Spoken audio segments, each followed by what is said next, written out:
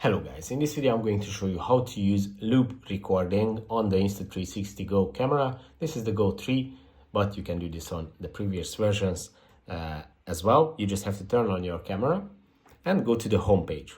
On the home page, you have to choose and select between the different camera modes. You can do that by swiping on the middle of the screen. Actually, you can start swiping in any directions because it is going to open up the same menu.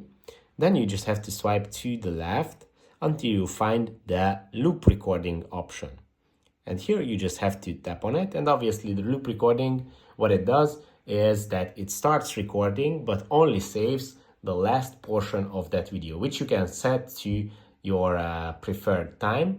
And this way you can start recording an event or any activity, maybe a sport, and only save the parts that you think were interesting. So to do that is when after you selected the loop recording, you have to tap on this icon, and here obviously you can set the resolution and the frame rate, and this is the most important part, the loop duration, which you can set from 1 minute all the way up to 30 minutes.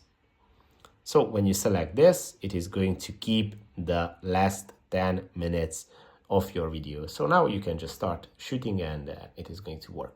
I hope this video was helpful for you. If it was, please consider sending a super thanks donation and see you in the next one.